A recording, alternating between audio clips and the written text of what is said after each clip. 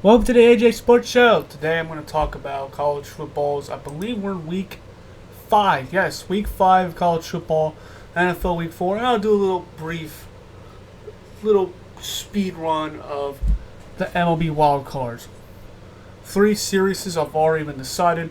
One's going to go to a decisive game 3. So let's just blitz through all of this. Miami and Virginia Tech. This was one of the craziest games of the entire season. Virginia Tech gets into a lead early in the game. They were up 24-14 at one point. But Miami comes back. Cam Ward overcame some early turnovers and had one hell of a second half. Had a great fourth quarter.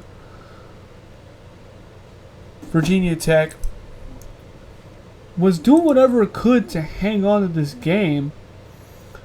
But one of their big mistakes would come back to hide them was the fake field goal attempt.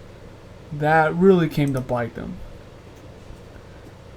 It was really because on the final play of the game, if they would have just took the points, they could just kick the field goal. Instead, they had to go for the Hail Mary. And one of the craziest plays you will ever see happen. The receiver kind of catches it, but the second he touched the ground, the ball kind of pops free. Then it's a struggle bus. The ball hits the ground for a second, and then the Miami guy snatches it. No, it didn't hit the ground. It was just a Miami guy who had the ball was out of bounds. He was out of bounds and got it inbounds, which would have been an incomplete pass. So I think that was the correct call. The second that Virginia Tech guy hit the ground, he didn't have control of it, so that cannot be a touchdown. It just cannot. Very brutal way to lose. And was it undisputable evidence? Probably not. But it was enough where you could see that's an incomplete pass. Like I said earlier, all Virginia Tech had to do was not go for the fake field goal earlier in the second half. And they could have just simply tried a field goal instead of the Hail Mary. But Miami hangs on for dear life, escapes themselves with a 4-point win. Huge win. And Cam Ward would have solidified himself as the Heisman frontrunner, but somebody else took it from him. We'll get to that later. Oklahoma barely beats Auburn 27-21. Oklahoma won on the game pretty much ended on a pick 6. Auburn threw a late interception in the fourth quarter because Peyton Thorne does Peyton Thorne things. Oklahoma's offense did okay, a little bit better, but everybody on that team is injured. I mean, Oklahoma doesn't even have their 2 best receivers, and a team that we didn't think had the most depth kind of showed. The defense played pretty good, like always, of this season, but the offense not as self-destructive against Tennessee, but still nothing great. But it was just good enough to edge out Auburn. Texas beats Mississippi State 35-13. We'll get to Georgia and Alabama in a minute. We'll get to that later. Ohio State blows out Michigan State 38-7. Kentucky upsets Ole Miss 2017. Ole Miss's offense was stuck in neutral all game, and Kentucky took advantage of it. Oregon beats UCLA 34-13. Oregon's actually played up to their potential. Penn State beats Illinois 21-7. Arizona shocks Utah a little bit, 23-10. Utah really needs Cam Rising back. Quick, fast, and hurry. Michigan holds off against Minnesota 27-24. Minnesota tried a comeback of their own, but just fell short. USC beat Wisconsin 38-21, outscored Wisconsin 28-0 in the second half. Notre Dame, they had a big first quarter, which helped them win against Louisville 31-24. Clemson beat Stanford 40-14. Looks like Clemson may actually have an offense this year. Stay tuned. Iowa State beats Houston 20-0. Kansas State blows out Oklahoma State 42-20. Man, Oklahoma State's been very disappointing. Kansas State bounces back after a loss to BYU. Speaking of BYU, they beat Baylor 34-28. Baylor kept it close late in the game, but wasn't enough. Texas A&M edges out Arkansas 21-17. And Boise State beats Washington State 45-21. That Ashton Jante guy, he's the best running back in the country by a mile. My gosh. I mean, all he needs is like 150 yards to get 1,000 rushing yards already. Now let's get to the Georgia and Alabama game. Easily the game of the year. At first, Bama was blowing the brakes out of Georgia. Before you really knew what was going on, it was 28-0. Carson Beck played bad. The defense got shredded by Jalen Milroe and his company, and it was bad. Georgia did score, make it 28-7, but then Carson Beck gets sacked for safety. So the halftime, it's 30-7. It looks like, wow, Alabama's going to just beat the brakes out of Georgia. But then Georgia played a very good fourth quarter. Carson Beck completed some passes, got some big plays, and then eventually hits Dylan Bell to take the 1-point lead. So Georgia came all the way back, down 28-0. They're up 34-33. The very first play of Alabama's next possession, a bomb. Bomb to Ryan Williams. Catches it down the sideline. Kind of does a little spin move. Had the two Georgia guys collide each other, and he was gone. So Bama takes the lead right back in one play. Georgia drives the ball down the field in the red zone, where Carson Beck did throw a red zone interception, his third one of the game. So Georgia's comeback was complete, but Bama responded rather quickly, and Georgia was not able to answer. So Bama would win 41-34. Jalen Milroe played the best game of his career.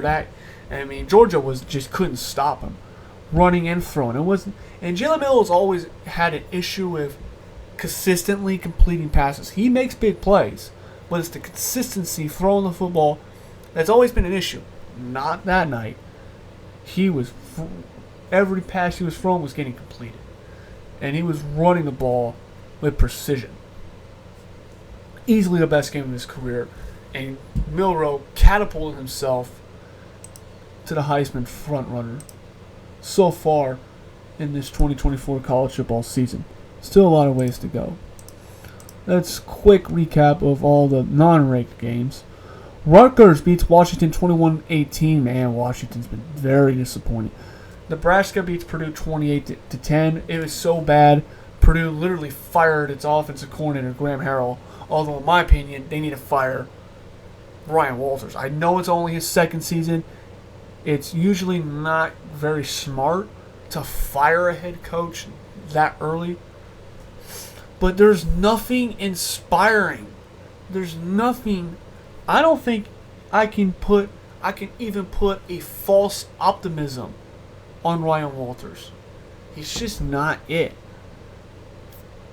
And Purdue is just not going to be a program that's going to run the football and play defense. That's not how Purdue does things. Purdue is all about explosiveness, throwing the football, and be a bit of a gadget offense. And Ryan Walters ain't that. Purdue is always going to be built for offensive-minded coaches. It's similar to Texas Tech. Texas Tech is just always meant to be a pass-heavy, air raid style team. They're just meant for that. Purdue is just not meant for anything other than a spread-around offense and with an offensive-minded guy. And Ryan Walters is just not it. Some schools just have that identity. And if you try to break away the identity, you're going to fail. And that's what Walters is doing. I just do not see anything other than another Darrell Hazel, in my opinion. Indiana looks good. They beat Maryland 42-28. They're actually ranked for the first time. I believe they're ranked 23rd in the polls. Boston College edged out Western Kentucky 21-20. NC State barely beats Northern Illinois 24-17. Tulane crushes South Florida 45-10. Sorry, South Florida. TCU beats Kansas 38-27. Looks like it's going to be a lost season for Kansas. UNLV, despite having their starter quarterback, literally quits on the team over some issue with NIL money was either promised to him, he didn't get it, so he literally just leaves the team. Backup quarterback goes in and blows out Fresno State. Welcome to college football. Duke edged North Carolina 21-20. Duke's actually 5-0, a very quiet 5-0. Colorado beats UCF 48-21. Colorado's 4-0. Look out. A lot of insufferable Deion fans out there. Florida State continues to embarrass themselves, getting obliterated by SMU 42-16. Wow. It was 14-9 at halftime, but the second half was a slaughter. Texas Tech beats Cincinnati in a wild 44-41. And that'll be it for your college football's Week 5. NFL's Week 4 was drunk. It was drunk as hell. Let's just get this started. The Thursday night, Cowboys edged out the Giants 20-15. Cowboys were not that impressive, and the Giants at times could have had a chance to win this game, but Giants couldn't run the football. Daniel Jones cannot throw a deep ball. And Malik Neighbors played really well, but everybody else just let Daniel Jones down. I think Daniel Jones played a decent game with his limitations as a player, but his limitations would show, and his wide receivers let him down. Cowboys are 2-2, but Cowboys are really flawed, especially with Micah Parsons being out for a while with an ankle injury. Colts beat the Steelers 27-24. Anthony Richardson gets hurt with a hip injury. Flacco comes into play. The very next play, Richardson comes back into the game. Steichen, for whatever reason, decides to let's just do a read option with a physically hurt Anthony Richardson. The injury likely worsened, gets taken out of the game and never comes back. And Joe Flacco showed up, who played much better than Richardson. Richardson's flaws, I mean, who knows if those flaws can ever be fixed, can be addressed. Richardson cannot throw the ball accurately, and apparently his body is just made out of glass. It's like a Tommy Morrison. Freakish athlete, just like a Tommy Morrison, but a glass chin. And Richardson seems to be that kind of a guy. Jonathan Taylor played pretty well. The Colts defense did great in the first half. Kind of not so good in the second half, but held on and would beat the Steelers 27-24. Falcons won 26-24. Falcons had a... Saints looked to have this game won, but the Falcons would drive down the field very quickly, set up a game-winning field goal by Younghoe Koo. Derek Carr and Kirk Cousins, they both played quite mediocre.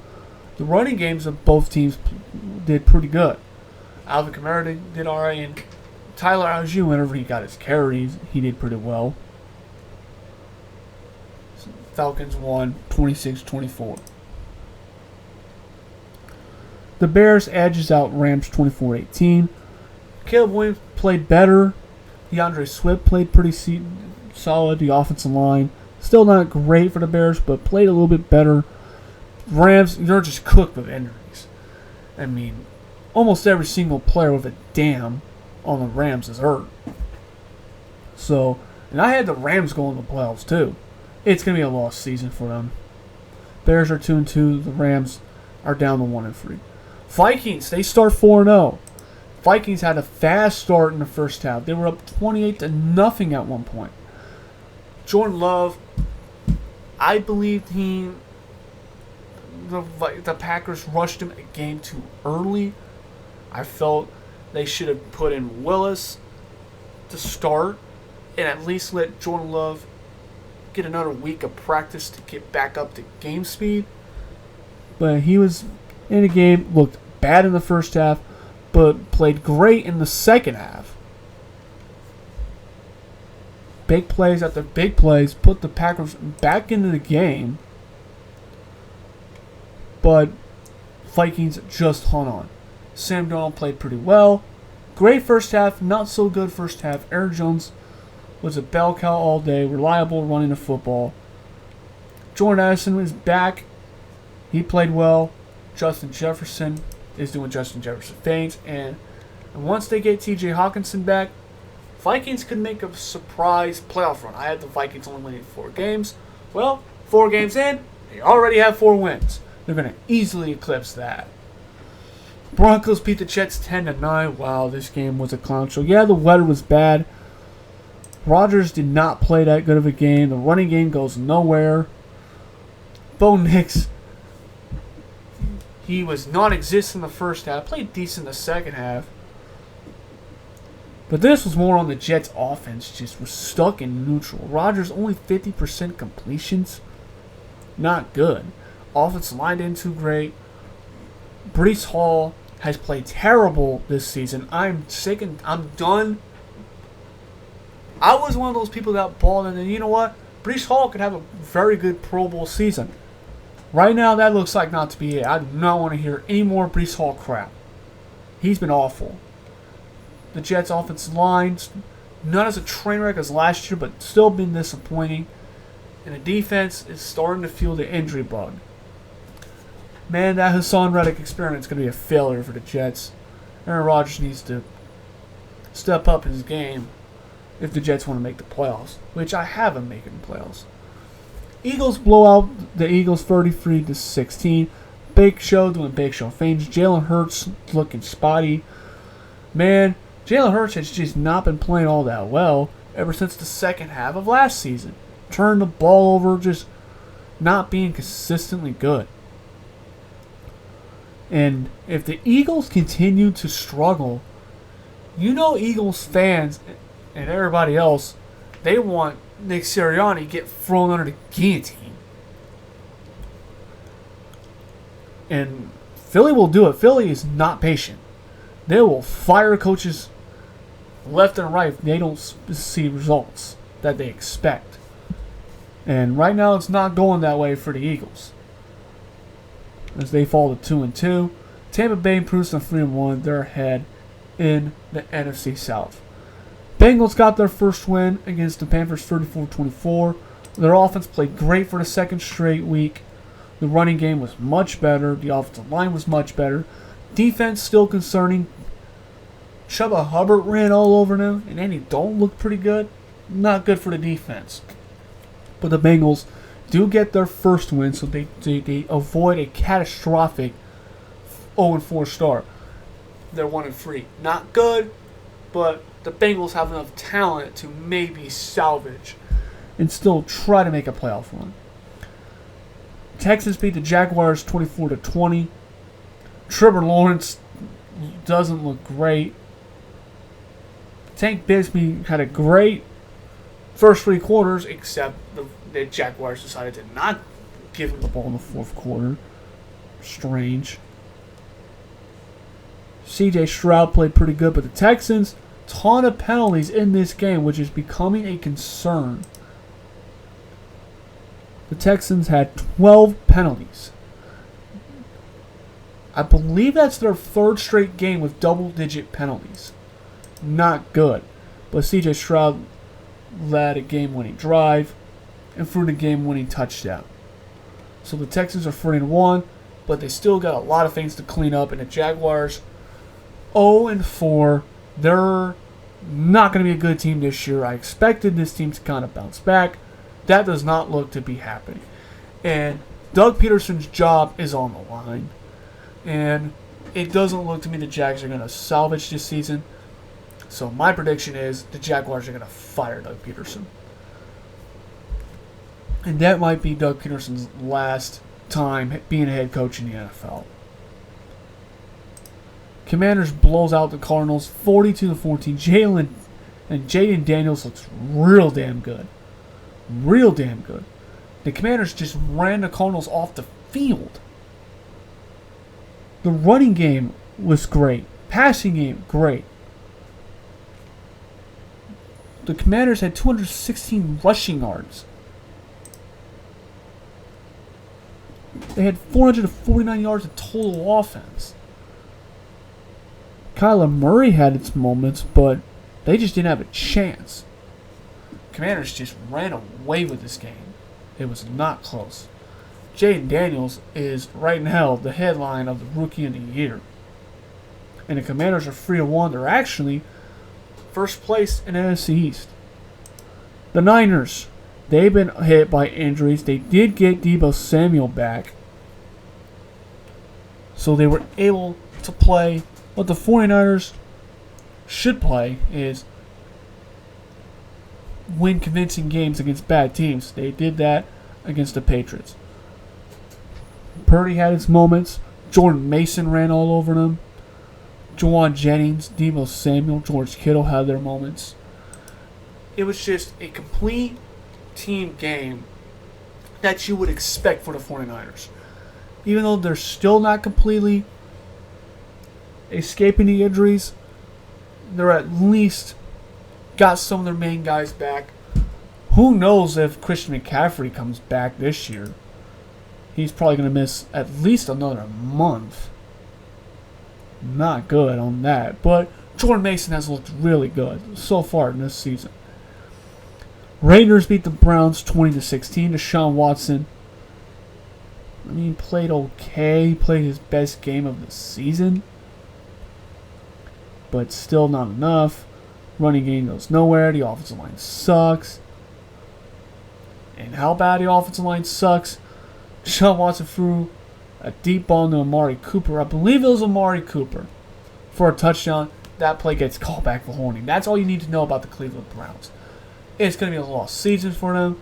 And they sold their soul to Deshaun Watson. It's not working.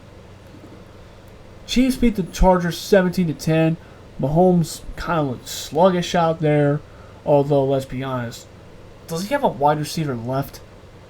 Rasheed Rice torn his ACL. So, going for the season for that guy. And you already don't have Marquise Brown, so Xavier Worthy was out there. Noah Gray. Sky Moore, now they're going to have to rely on more.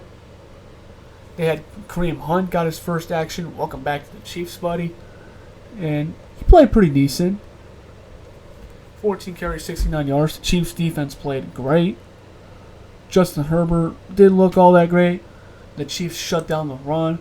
It was a slog, 17-10 win. Chiefs improved to 4-0. Sunday Night Football, the Ravens blew out the Bills 35-10. The Ravens ran the Bills off the field. Very first play for scrimmage, Derrick Henry, 87 yards to the house. And that was pretty much happening the entire game. Derrick Henry ran all over that defense. So did Lamar occasionally. Whenever Lamar needed to run, he ran well. Whenever Lamar Jackson needed to throw, Justice Hill was the guy that was catching a lot of balls. 6 catches, 70 yards for a touchdown. Josh Allen played okay, but the running game wasn't existent for the Bills.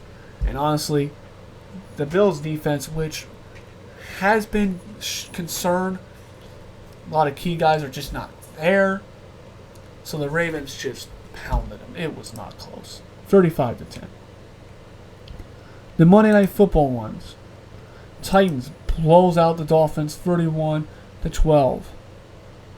Will Levis doesn't play impressive. I believe he got knocked out of the game. In comes Mason Rudolph. Doesn't do anything, but Tony Pollard and Tajay Spears, they were reliable enough. But the Dolphins' offense is terrible. Offensive line's not that great. Tyler Huntley really didn't play that good. And just, the Dolphins are just dead. They're a dead team this year. Defense is bad. Their offense is, it's just not the same without Tua. And they're going to be bad this year. Who knows if Tua's coming back this year? With that being his first concussion of 3 years, just, it's getting to the point where it's inevitable he's going to get another. And the Titans, not an impressive team, but good enough to beat the Dolphins. The Lions and the Seahawks. I think this is the first straight time they play against each other. It becomes a shootout. Jared Goff literally didn't even throw a single incompletion. The Lions could run the ball well. Jameson Williams caught a deep touchdown. Amon-Ra St. Brown threw a touchdown pass to Jared Goff. Yes, Jared Goff caught a touchdown pass today. And Seattle did try to keep it in there. Geno Smith was completing passes to get there. Kenneth Walker rushed for 3 touchdowns. Whenever he got carries, it was working. But too much Lions offense. Beat the Seahawks 42-29. Now I'm going to go a little brief of the MLB wildcards. So I'm just going to go this real quick. Detroit Tigers pitching silenced the Astros bats. They're advancing on to the American Division Series. This will be the first time that the Astros do not reach the ALCS since 2016. 8 years. Yeah. The Orioles, they have skidded to the playoffs, and the skid continued. The Royals' bats weren't the greatest, but they got key hits, scored key runs, pitching was awesome, and the Royals are moving on to the division series. The Mets had a 3-1 lead going to the 3-2 lead going to the 8th inning, and low match proceeded to happen. A single home run by Churio, and then Mitchell hit a 2-run bomb. So tomorrow, which would be today, when this video gets posted, the Brewers later tonight would take on the Mets on a pivotal Game 3. Padres beat the Braves. It was just a lost season for the Braves. The Braves could have possibly repeated as the best team in baseball by record, but too many injuries. Riley, Acuna, no Spencer Strider, Austin Riley. Too many guys were just gone for the Braves to do anything for this postseason. The Padres, clutch hitting, clutch pitching, and the Padres are moving on.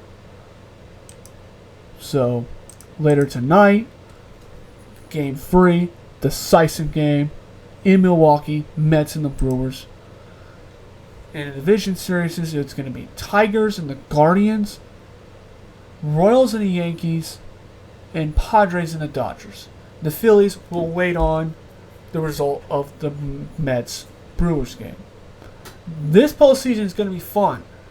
I don't think any of the teams have separated themselves, in my opinion. So, who knows who's going to win? It's going to be a wild postseason. And October baseball can get very exciting. So, I'll definitely enjoy it.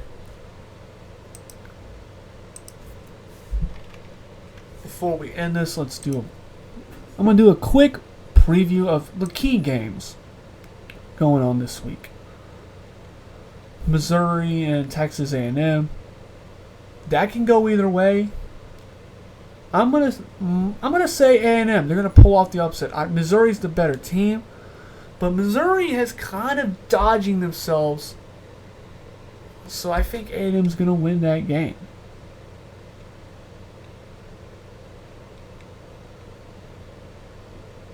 And I gotta review at least one more. Man, it's gonna be a quiet week for college football this year. Indiana taking on Northwestern. Indiana's gonna win. Indiana's a good team.